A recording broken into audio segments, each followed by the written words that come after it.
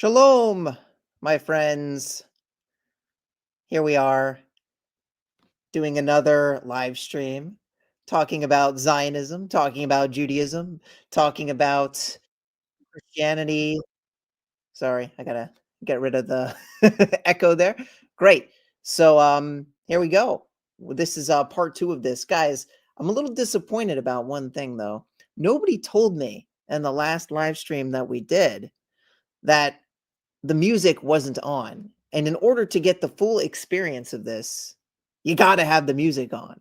So please let me know if there is any issues with the sound because you're just it's not fair to you guys that I would be playing this amazing game and not being able to share with you this amazing soundtrack, which if you know the origins of the soundtrack, then you will know there's a little bit of lore behind this that is exciting. So anyway, without further ado, I put a link in the chat here. We have the link here that you can join if you want to do so. I'll be checking periodically throughout the live stream who joins, and maybe we can have some conversations while we stream. But anyway, let's get into the game, and I'll just be paying attention to the chat while we do this. So here we go. Can anybody, you guys can hear the sound this time, right? Before I had headphones in. So like, let me get a mic check. You can hear not just my voice, but also the game music, right?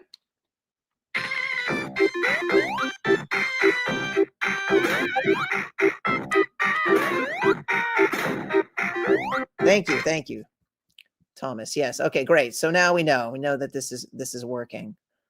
Awesome. So if any of you want to join to even, have a conversation or whatever, talk about whatever, I put the link, in the last, I haven't had any takers on this before, but if you guys want to discuss theology, if you want to discuss Zionism, if you want to discuss any of that stuff, I have the link right there in the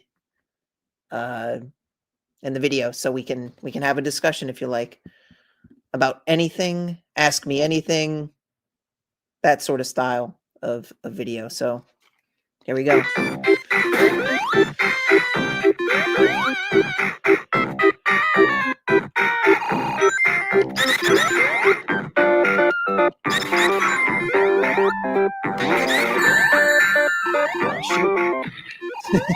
I haven't played this in a while, so I don't remember the exact physics of what works, what doesn't work. Okay.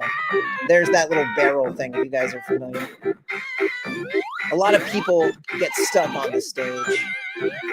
There was an infamous, with the barrel in particular, you're supposed to press up and down on the controller. And a lot of people were unaware of this. And people got stuck on this level eternally in childhood. And there would be timeouts. It wasn't pretty. But anyway, yeah, so there's been a lot going on in the Zionist realm of things lately. We've been having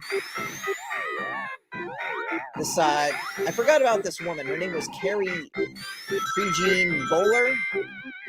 I remember she was in some like beauty pageant or something. And she made, she was on the news with, you notice in the title I put, I'm kind of rage baiting people with this KESTENBAUM, SHAPIRO, I don't know if it's going to be successful, if anybody wants to come on and debate theology with me or, Zionism. But there was watch out for those spikes. that was just mean. So this woman, Carrie Prejean Bowler, was arguing that being a Catholic means that you are not Zionist, and that Zionism has nothing to do with the state of Israel, or rather, I guess it has to do with the state of Israel, but not her religion, rather. That Catholicism is opposed to Zionism, and that if you call it being anti-Semitic, Zionism, that is, then you are, I don't know what her point was, but it was, shut down and she got kicked off of the, I guess it was a council for religion or something. Anyway, it was a very interesting discourse, and I think she was rightfully taken off of the situation. Oh, one of my favorite shields. I think I like the electric shield better, but the bubble shield is probably, I don't know, all these shields. This game's just so good. As I'm saying that, I lose my shield. Isn't that great? Anyway, yeah, I wanted to kind of open that up as a topic for discussion if anyone was interested in discussing that. Here we go, our first special stage. I was really killing it on these special stages before. I don't know if I'm going to do quite as well on that this time, but oh boy. Okay, cool. I think screwed up. I was like really in the zone last time. I don't know. You guys think I'll get supersonic by the end of this? I mean, these do get progressively harder. So you got to leave yourself an out when you do these. I remember the first time I played these special stages, I thought they were like the most confusing, difficult, like style special stage up until that point. You know, the half pipe in what's it called? In Sonic 2. Very intuitive, very obvious what you're supposed to do. I mean, like, I wouldn't call this intuitive, you know, that you're not supposed to, in case anybody's wondering what I'm doing right now, I'm trying to make sure that I get all the blue, when I was a kid, I used to call them orps, because that noise they make. And so you're supposed to get all the blue ones, and you're supposed to avoid the red ones. If you get the red ones, then you get kicked out of the stage, and you lose. So as you can see, I am doing my darndest to only get the blue ones and avoid the red ones. But now I'm in a pickle, because it seems like there aren't too many... See? Not easy. See, eventually you get to a point where you're going to have to cut some corners, and you're going to end up losing the stage. So, unless you're very, very, very precise. Last time I played this, I was more precise than I was expecting myself to be. So, but once you get all 7 Chaos Emeralds, you get a special treat. Anyway, and these special stages here, doesn't look like you guys are Sonic fans so much. That's okay, whatever. The game is fun by itself. But, you know, if you guys, hey, local guy, yeah, if you want to join the chat, I wanted to make sure, you know, you guys had access to the, you know, if you want to join and just have a discussion, I put the link in the chat. I don't know if you can see it. If you have any questions about anything, this is sort of like an Ask Me Anything kind of a sort of situation. We can discuss Zionism. We can discuss Torah. We can discuss, you know, whatever. Let me see if I can find that. You see the link okay? It should be, darn it, why is it not letting me? Yeah, you see the link to join the live stream? No, here's what I'll do. I'll put this one. Okay. There it is. So you guys can see it. It's pinned at the top. If you want to join up, and then we'll have a little discussion. So for everybody that that wants to join, there it is. I have it pinned. So here we go.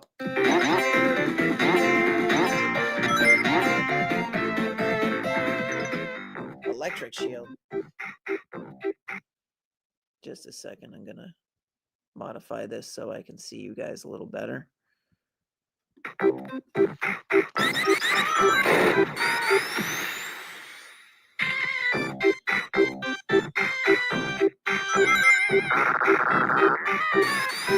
Shalom Aleichem. You guys play this game before? You ever seen this before? This is what I grew up. I used to, before I became religious, you know, when I was a kid, I'd play this with friends. This was a great,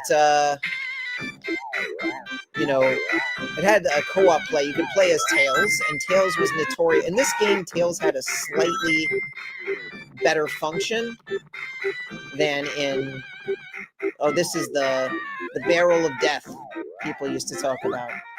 Because if you didn't know how to use this function of going up and down, then you would get stuck, as you can see. So you had to be able to understand how that physics worked in the game, or else you would be stuck in the level forever. There's actually, I don't know if it's that barrel specifically, but there's one barrel at one point that is required for you to know how to do that. Here we are, mini boss. So this boss, the way you beat this boss is you're supposed to, okay, shoot, no. I'm stuck there. You're supposed to kind of, yeah, let him beat himself like that. You can't really, as you see. Now you're just gonna wait for this to, local guy entered the studio, add to stage. Let's see, oh, I tried to add you to the stage and it didn't work. Add to stage. Shalom Aleichem. Aleichem Shalom, what's going on? Nothing much. I woke up. Pretty much it. Great, yeah.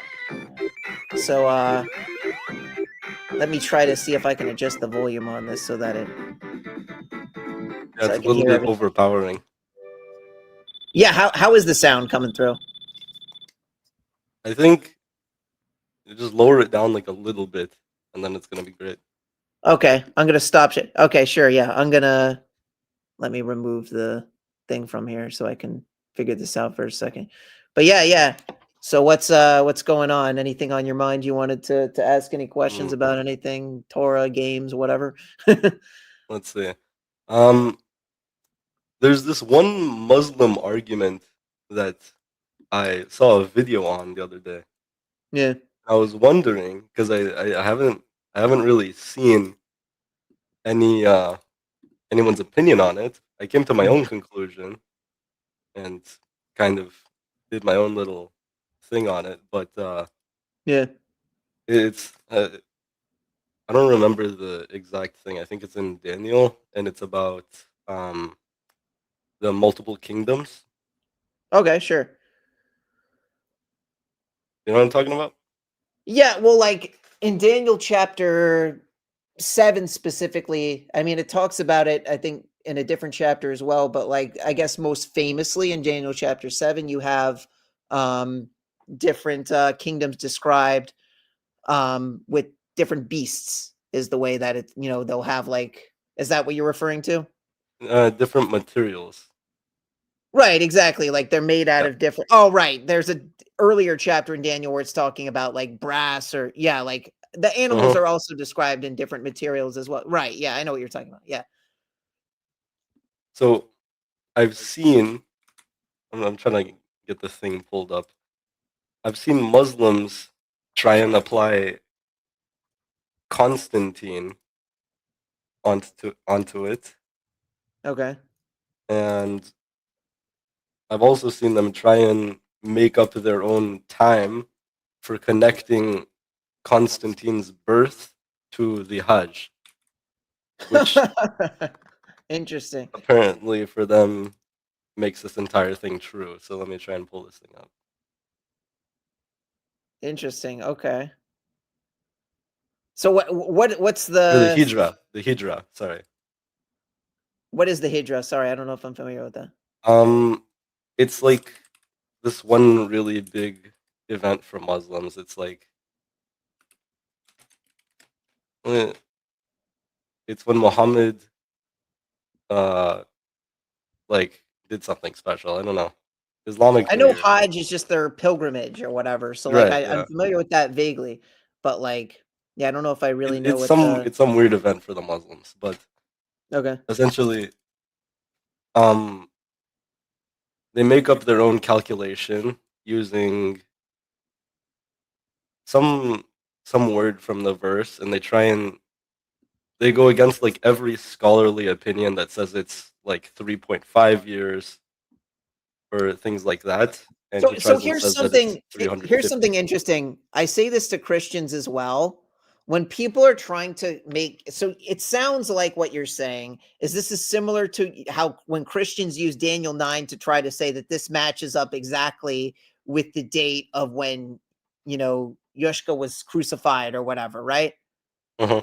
It sounds like a similar thing. Well, this is an event that was, very significant in Islam, and therefore, because in the book of Daniel, this lines up with this must be this significant thing, and this had to happen before this time, and it, matches up perfectly with this. So this means, right? So I'm going to be very quick and succinct with this is how I want to deal with it. And like it's honestly it's a verse from Daniel. You can see so have you ever read the last chapter of Daniel? Daniel chapter 12? No, not in its entirety. So in Daniel chapter 12, there's a very significant verse. I guess I can put it on the screen. Let's see. I'm going to put up let's see.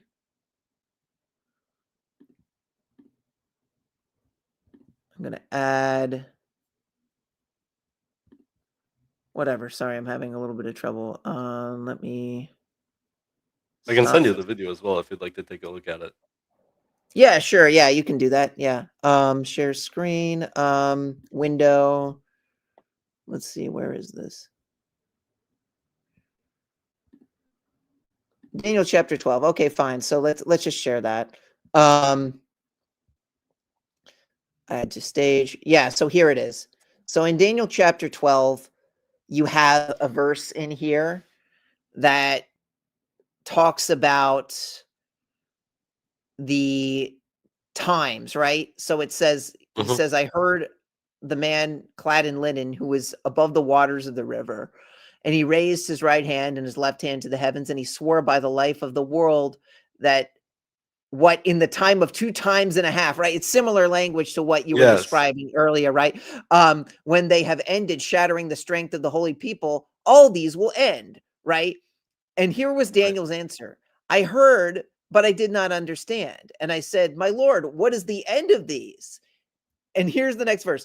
And he said, go, Daniel, for the words were closed up and sealed until the time of the end. They will be clarified and whitened. Many will be purified. Here's the most important part. And the wicked will pervert them, and all the wicked will not understand, but the wise will understand. Have you ever seen that pasuk before? I think I think I've seen something similar. So how does that pasuk like shape the way that you understand Daniel now?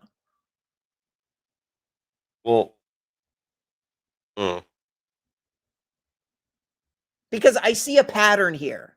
Muslims are taking Daniel and using them for the purposes of claiming this is actually about Muhammad and the I don't know what I forget what you said, the Hajj or the Majid. I don't remember exactly what it was, right? right. And the Christians are saying this is when Jesus was crucified, and this is like they're all trying to say that this is about their guy, right? Right. So knowing that, like what like this is exactly what Daniel was saying was going to happen. People were going to pervert the words of the scripture and Interesting. create their own sort of narrative surrounding this type of thing. So that's really what I want to say from the get-go, just for your own. Now I get that's not the most helpful in a debate, right? Mhm. That's not really what you're after. But I think it's important for, just anyone who's like, man, maybe these Christians or these Muslims have a point. Right. No, no, they're It's good all to keep in mind. they're really just falling into that same pattern of behavior. But I had Mhm. never heard of this before with the Muslims, but that was the first thing that came to mind when you said that, because I'm like, I'm noticing a pattern here, Mhm. People really want to distort the words of Daniel, And yeah, I can see that now. Thank you. Yeah. Um, the way I went about it was more covering like how the guy literally just made up a like time to even start his argument, Right. so it didn't really get him anywhere. You know, it's casual, Right. Well, that's how lies. people like to approach Daniel 9 as well with Christians, as they say, well, where do you start the timeline, whatever. And that's typically not my approach, because I agree. I'm going to be real, like, once again, these passages, even according to what I appreciate about, the way that Chazal understand these passages, because inevitably when you talk about this, they'll talk about the rabbis. They'll say, your rabbis say this, right? They can't really prove what they want to say from the Tanakh, so they will inevitably go to, but the rabbis. The Mhm. rabbis kind of admit that they don't really understand 100% what's going on here. And I find that really sobering to see that they kind of respect Daniel's message, that, like, maybe this isn't as clear as day. Anybody who's claiming to you that this is clear as day and they know exactly what's going on, I would be wary of, simply based off of the verse that we just read here in Daniel 12:10. Mhm.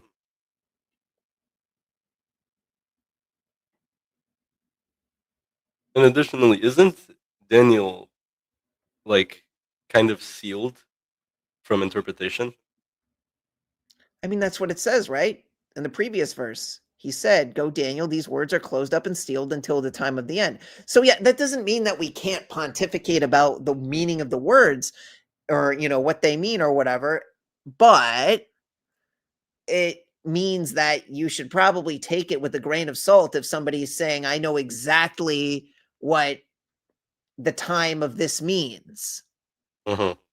Because you see this a lot, like what you were describing. I don't know, maybe it was in Daniel chapter 3 or 4, something like that, what you were describing. Um, let me let me check. I might have the verse down actually.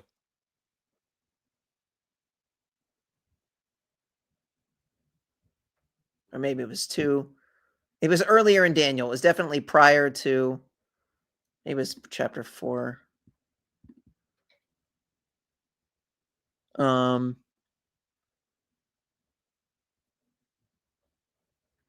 or maybe it was 2. Maybe it was 2. Very well could be Daniel chapter 2. But yeah, I know what you're like. Daniel has kind of like similar visions over and over and over again. That's kind of Mhm. the flow. Yeah, Okay, here, it's yeah, Daniel 2. it's Daniel It's 2. Yeah, Daniel 2.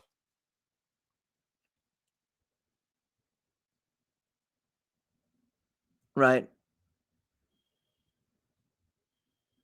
It's like, yeah, where it says here, And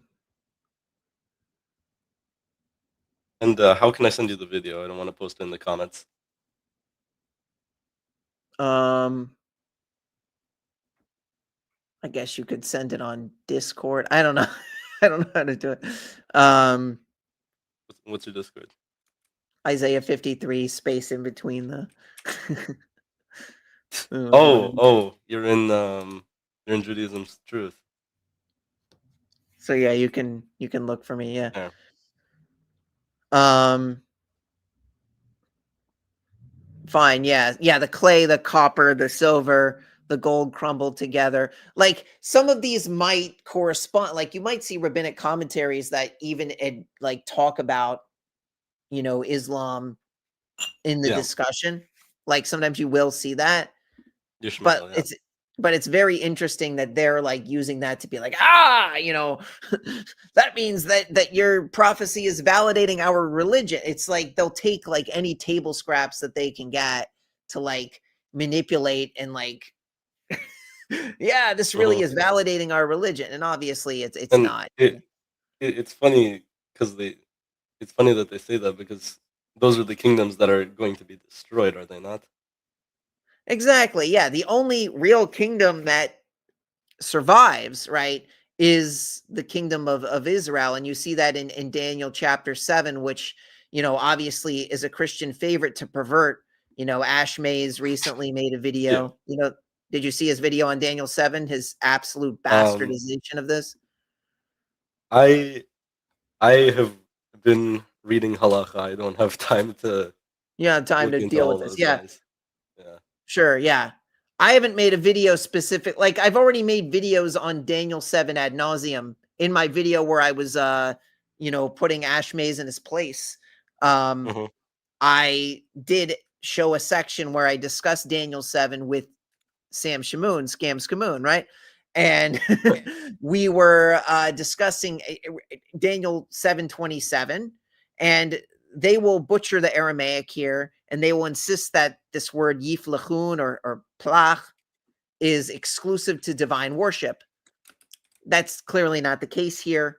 You see even this word, the yish tamun, like this is in the plural. You see this nun sofit, and they keep like arguing about the grammar of the word le, and they claim that that refers only to one like singular person, Ay, ay, ay.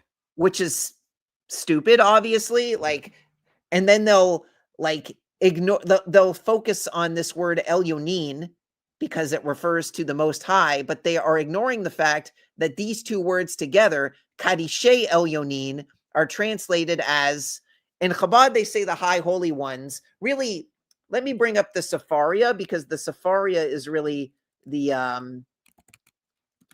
like when you look at Daniel said, just so that we have like one-to-one translations of what this is. But are you familiar with all of this, with the Palach stuff, or is this like new? Yeah, I am. Right. So yeah, it's the same like stupid arguments that they make, and they like, and they can't go to the rabbis on this issue because the rabbis say that Palach, even in like Targum Onkelos, they use the word plach to refer to service that isn't exclusive to divine worship, right? Hmm.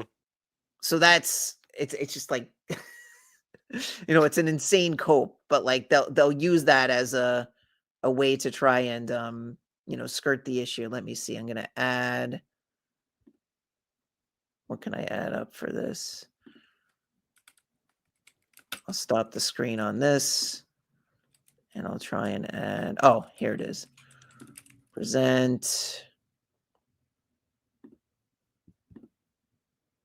So Daniel 7:27 here.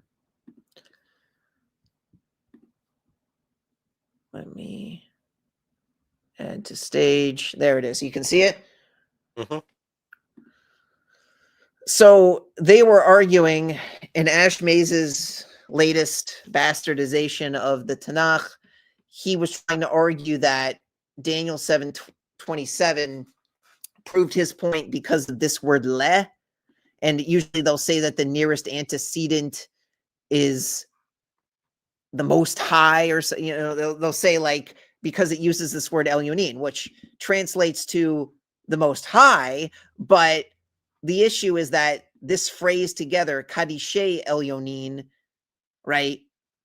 Yeah. That is what is referring to the collective group of people. Like the word Elyonin by itself it doesn't make any sense to separate it from this word Kadishe in the context of Daniel 7, because every time the expression Kadishe Elyonin is used, even Christian translations will translate it as the holy ones of the Most High. It doesn't matter if it's just like they're saying, oh, wow, this is a plural, like they'll make this stupid Trinitarian argument saying that this is a plural word. So that means that God must be, a plurality of persons. And it's like, no, that's not the argument that is being made here. The expression Kadishe Elyonin functions as a single unit, as a translate. You see it even in the Christian translations, right? So it says there's no definition for Kadishe Elyonin because it's not genuine to look at each word individually in the context of this, because the two words together are an expression that are used to say the holy ones of the Most High. Elyonin means Most High, sure. Kadishe, right? Right. You know, it's referring to like a plurality of people, effectively, not just God. You know, like if they're trying to argue that because this is in the plural. Well, Kadishe is also in the plural, and obviously that's indicating, you know, a human component to this that isn't, you know, exclusive to a Messiah or something like that, right? So it's stupidity, but you know, so that basically the red herring is they'll focus on saying Elyonin's in the plural. Like, no, shoot, Sherlock, but that's not what Kadishe Elyonin is referring to. It's referring to, and you see it in Daniel 7:25, for example. It says, "Hey, Tenebris, if you want to join the thing, you can join on." But I don't know if you see the link, but yeah, I have it up there where it says streamyard.com. Yeah. So yeah, it says once again this expression here where it says he will speak words against the Most High and will harass the holy ones of the Most High. It says Ukarishe Elyonin.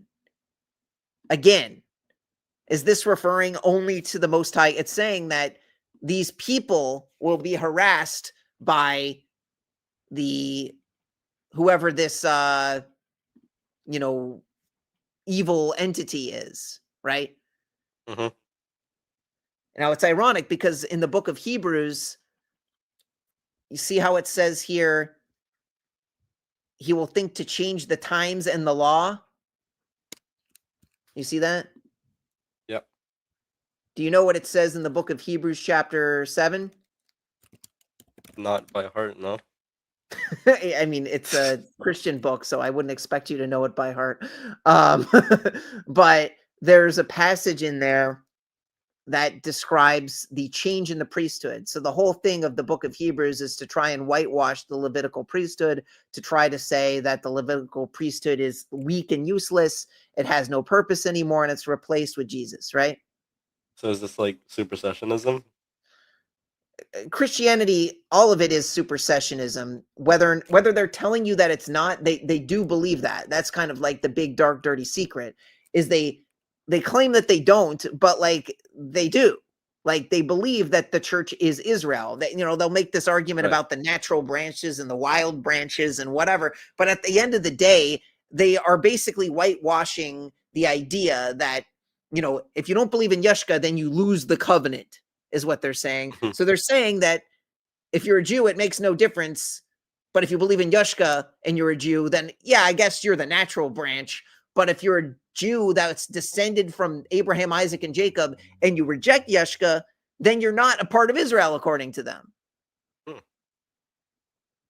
So it's really a word game. But if you ask a Christian, any Christian, I don't care if they're a Christian that says that they don't believe in you know, supersessionist theology, or they don't believe in, you know, that sort of thing, grill them on that. Ask them those questions and say, so if I'm a Jew and I reject Yushka, am I a part of Israel?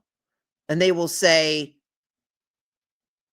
they might say that you're a part of it, but are you going to be saved? And they will say no, that ultimately you won't be a part of Israel unless you believe in Yushka. That might be the way that they would describe it. They'll say, yeah, you're a part of it, but unless you're a part of the 144,000 who accept Yushka, right, then you'll be cut off from Israel. You see what I'm saying? So they do believe in supersessionism, even when they say they don't believe in supersessionism, because the great equalizer for them is Yushka, is Jesus. If you don't believe in Jesus, then you have no chance of being a part of Israel in, you know, the world to come, or, you know, whatever they say in their saved state or whatever it is. I was trying to bring Hebrews up, the Hebrews thing. Let me see if I can. I keep messing this up. Okay, remove. I'm going to remove this. All right, so stop screen. Let's stop screen for a second. Whatever. In Hebrews chapter 7, there's a passage that says, for there to be a change in the priesthood, there also needs to be a change in the law. And you see in Daniel chapter 7, like I showed earlier, that it said explicitly that this entity that is going to oppress the holy ones of the Most High, they're going to try to change the times in the law. Mm-hmm. I don't know. I've always found that extremely uncanny that was something that was expressed. So yeah, you can see it here. Add to stage. So it says, if perfection could have been attained through the Levitical priesthood, and indeed the law given to the people established that priesthood, then why was there a need for another priest to come in the order of Melchizedek and not in the order of Aaron? For when the priesthood is changed, the law must be changed also. And then you look at what was said in Daniel 7, verse 25, right? It's uncanny to see that. Let's see. I'm going to add that so that you can see specifically what that's about. Where is it? Yeah, add that to stage, and then why is it doing this to me? Whatever. You get the idea that Daniel chapter 7 is saying that there's going to be a nefarious entity that's going to try to change the times in the law, and Hebrews chapter 7 in the New Testament says, well, we got to change the law now because Jesus is our high priest. So it appears as though there's a fulfillment, when people ask if, Jesus fulfilled prophecies in the Tanakh, I will point them to passages like, Deuteronomy 13, where it talks about false prophets, or, Right. this one, Daniel 7:25. I'm like, well, maybe he was or Paul or somebody, sometimes I say it's not necessarily about Jesus, but it could be about Paul. It could be about the apostles. It could be about, just to give them, something to think about, Mm-hmm. Yeah. Yeah. Welcome, So, everyone. If you guys want to come up to the screen, I put the link in there. Yeah. Anything else you wanted to discuss about Daniel or other things? okay. I'll be right back. 1 moment. Yeah, you're good. Shalom, everybody. I guess we can play some Sonic in the meantime. Wait, let's see. Did I cut off my Sonic? Stop screen for a second. Share screen.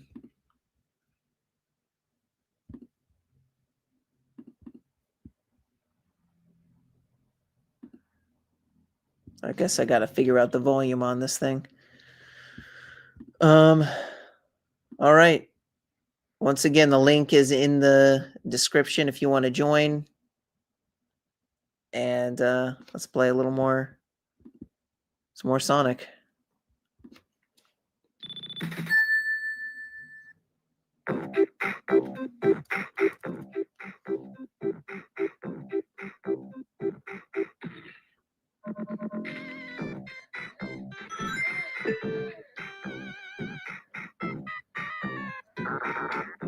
All right.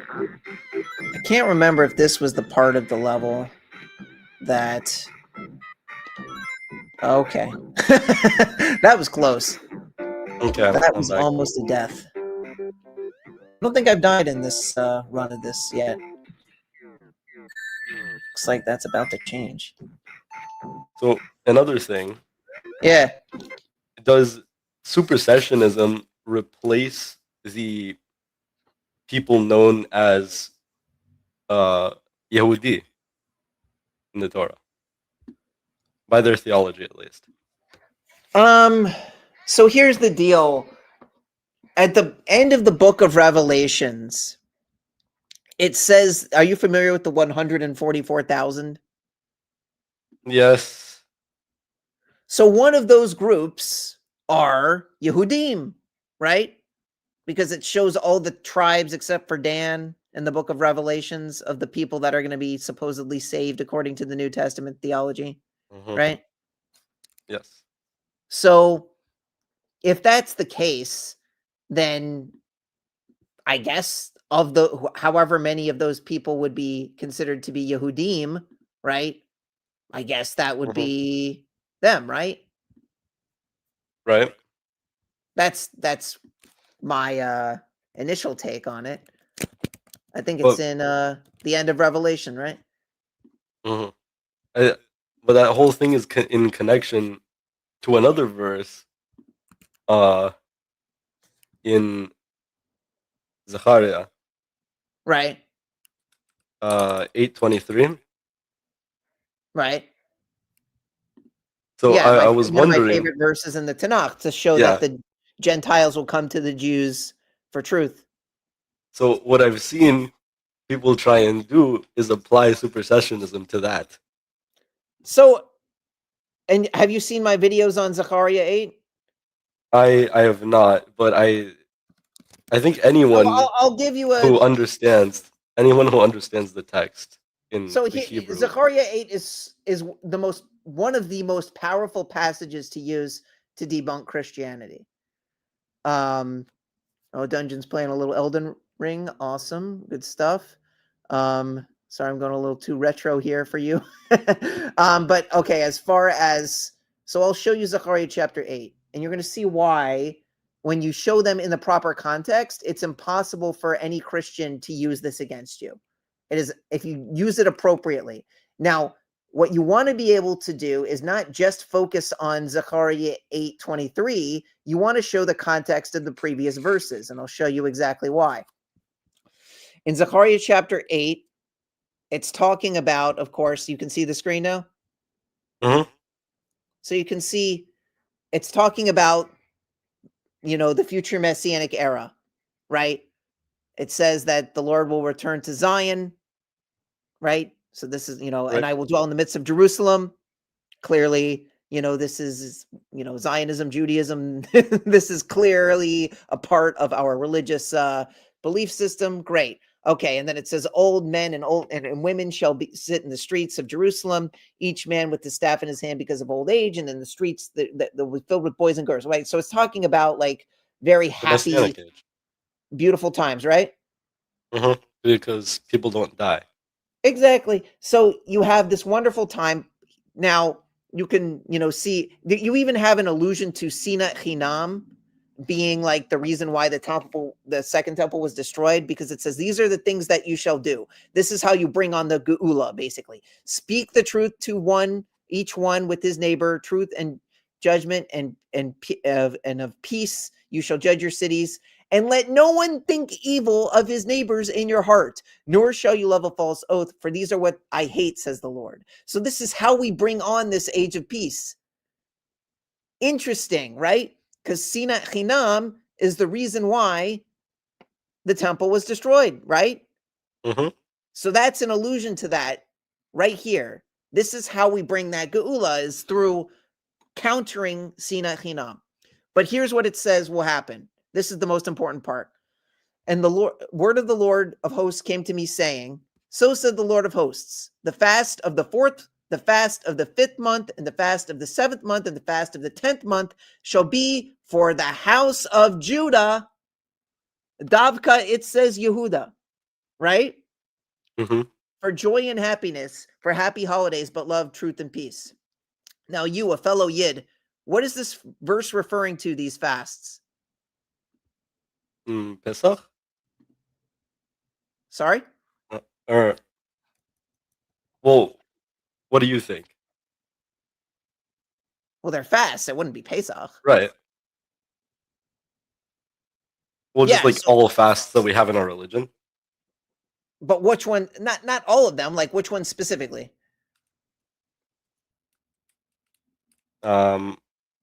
I know it's hard. The calendar is, think of the calendar from Nissan, right? Don't think of it from Tishrei. Tisha B'Av? Yes, you got it. See, if you were to ask a Christian, they wouldn't know they wouldn't even think 99% of Christians, right? I'm like ballparking. They wouldn't know to even mention Tisha B'Av. Like you didn't get it initially, but then you thought about it and you're like, what are these? Because we don't speak of Tisha B'Av as the fast of the fifth month, right? We don't really describe it that way typically, right? Right. So for you, it was a little, but eventually you got it, So imagine these refer to, the fast of Tevet, the fast of Tammuz, the fast of Gedalia as well. And also Tisha B'Av, right? Right. So knowing that, who keeps those fasts to this very day?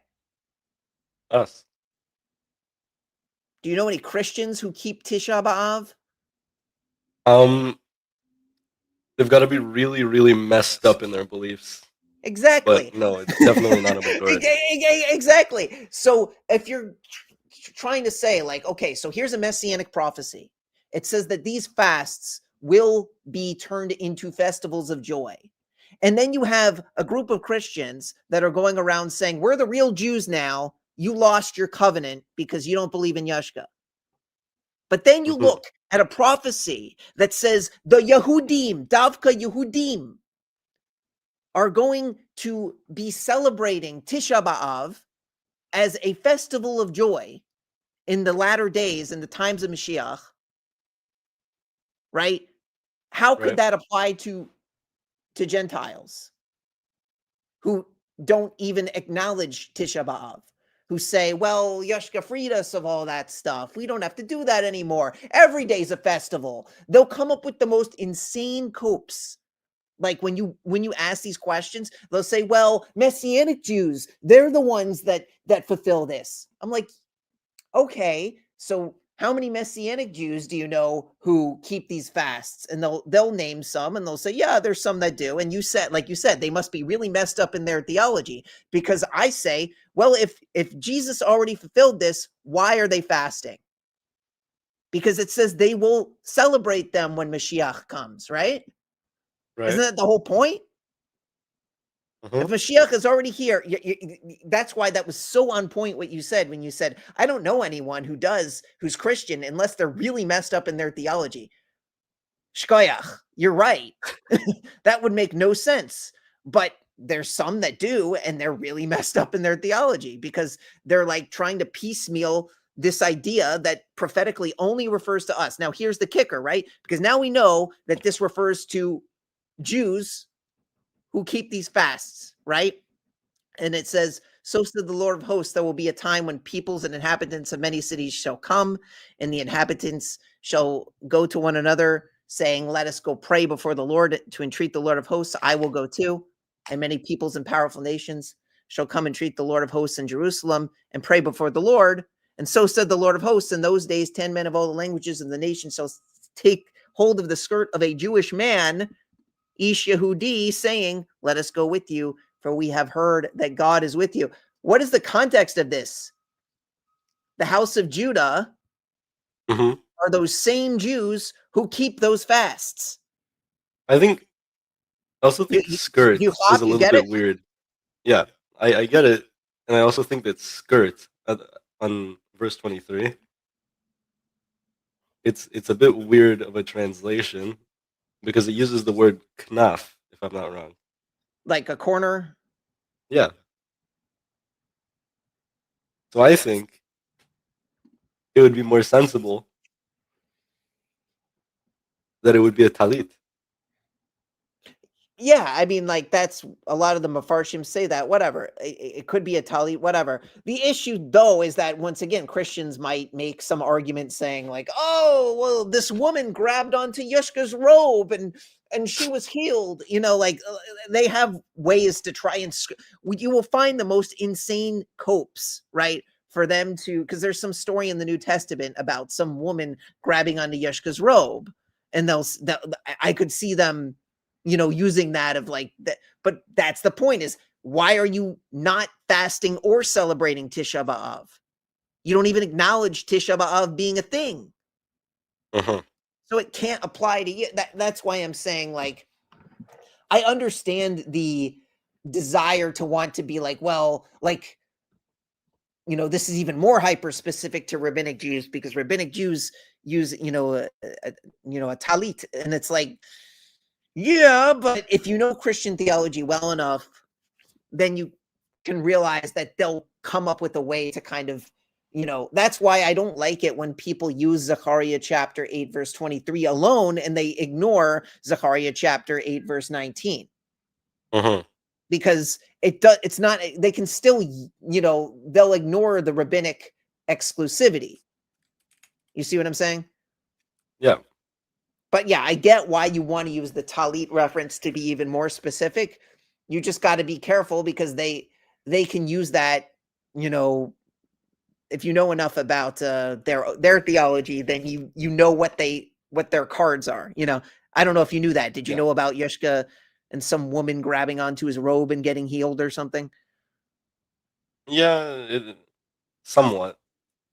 So yeah, that's why I'm not like, well, it's a talus, so you got to know, I'm always I play this like a chess game in my brain. I know the way that a Christian thinks, right?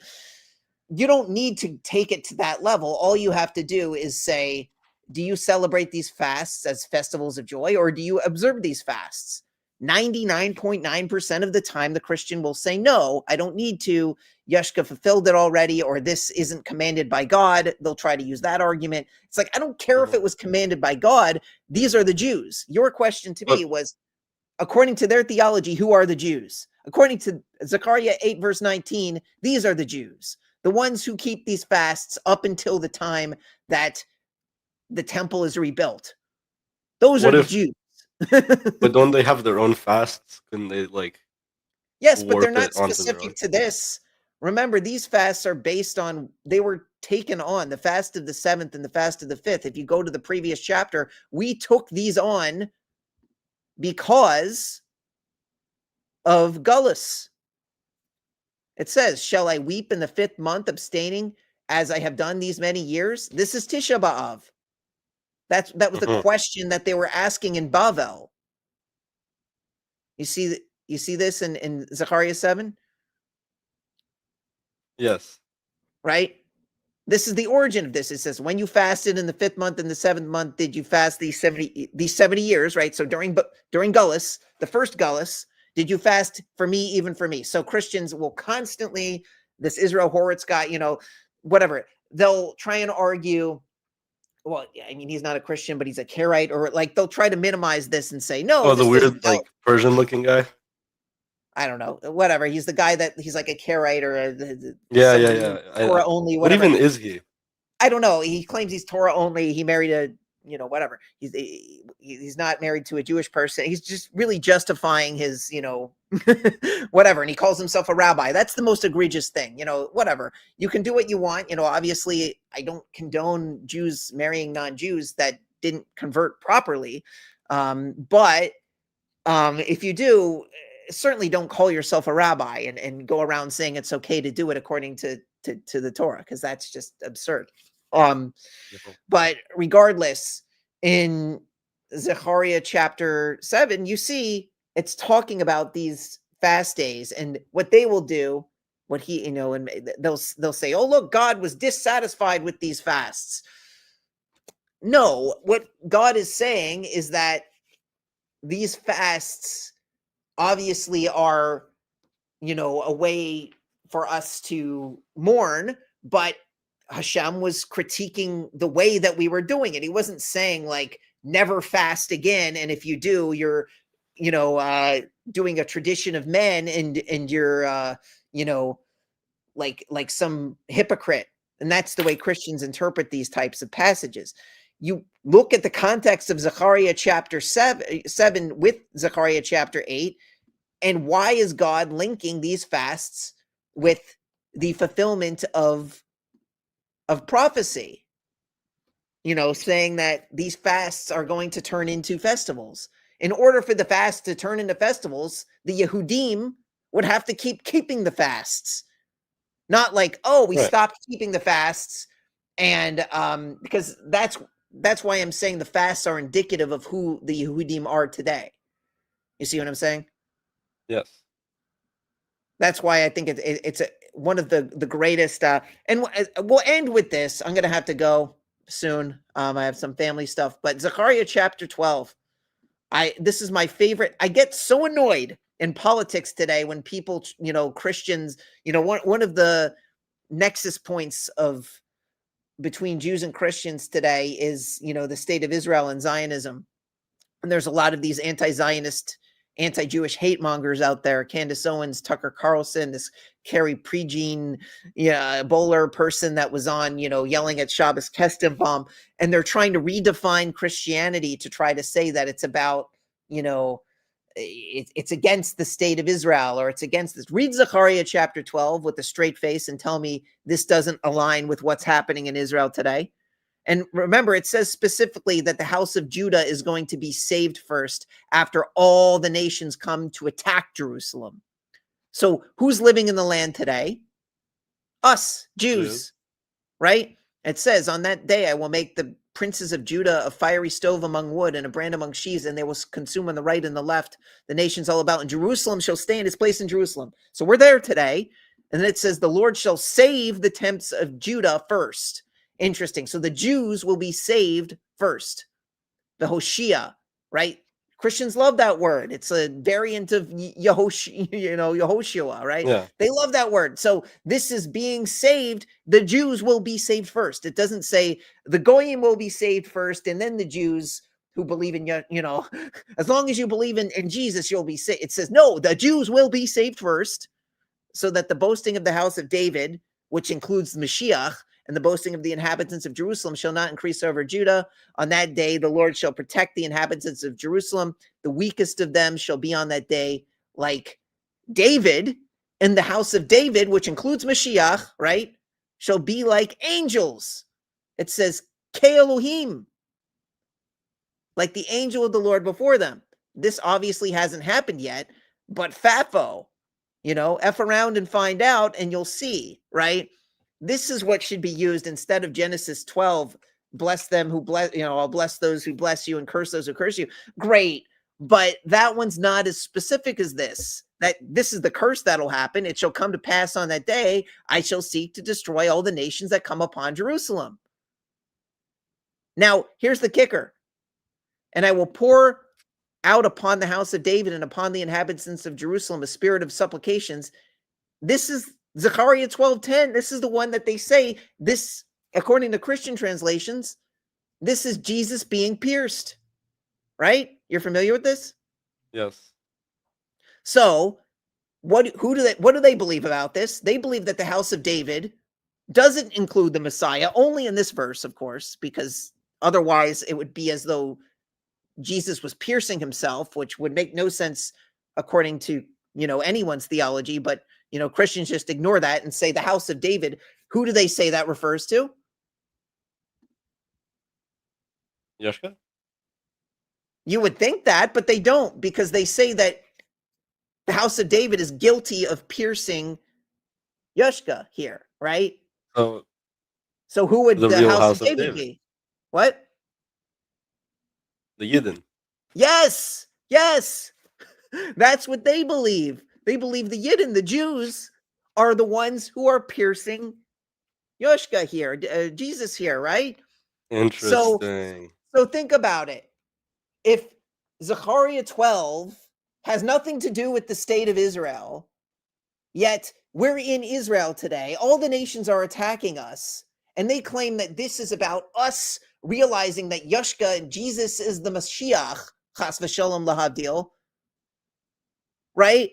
See, right. we don't understand it that way. We understand it referring to, the house of David, like you accurately said, should refer to the Mashiach inclusive at the very least, right? That's how the Mashiach is defined, of the house of David. But they will say, no, it's actually not there. It's referring to the Jews who are guilty of supposedly killing Jesus, right? Okay, well, if that's the case, then how are we supposed to know, according to their theology, who Jesus is, if we're not the ones being spoken of here? Sometimes I make jokes and I say, if you think you're the real Israel, come at us and see what happens. I said that to a Sakari Hebrew Israelite. He said, he kept saying that you can't be in the land because you're sinning in the land. So that means that you can't be the real people. And I'm like, I showed him Zechariah 14, and it says that half the, what does it say? This is the same thing. This is Gog Magog. It says, I will gather the nations to Jerusalem to wage war. The city shall be captured. The houses shall be plundered. The women shall be ravished. And half the city shall go forth into exile. Galut. It actually uses that word, right? Yeah. Wait, what chapter is this? 14. It's describing the same 14. events as describing in Zechariah 12. It's the same, gist of it. And then, you know what it also says? So I say that, like, I'm like, if you're concerned with people sinning in the land, great. But I guess that's being taken care of, Chas v'sholom, any of us should perish. But, if you're really concerned about that, it's not going to be all, dandelions and roses for everybody. But this is an interesting verse too. It says, it will come to pass that everyone left of the nations of the earth who came up against Jerusalem will go up from year to year to prostrate himself to the King, the Lord of hosts, and to celebrate what? Chag HaSukkot, the festival of tabernacles. And it shall be that whoever of all the families of the earth does not go up to Jerusalem to prostrate himself to the King, the Lord of hosts, upon them there will be no rain. And if the family of Egypt does not come, there shall not rain upon them. The plague of Egypt will be the same as which the Lord will plague the nations who do not go up to celebrate Sukkot. Isn't that interesting? So yeah, I say, come at us, see what happens, and then you can come celebrate Sukkot. Anyway, I should probably end the stream. I have some family stuff to get to, but all right. Yeah, excellent. Great conversation. Thank you. Thanks everyone for participating, and yeah, keep in touch. Send me a message on Discord, something. Yeah. I did. You're the guy with the pink profile picture, right? Yeah. Excellent. Okay, All right. Take care, everybody. Please like, share, and subscribe, and see you all later. Shalom Aleichem. Shalom.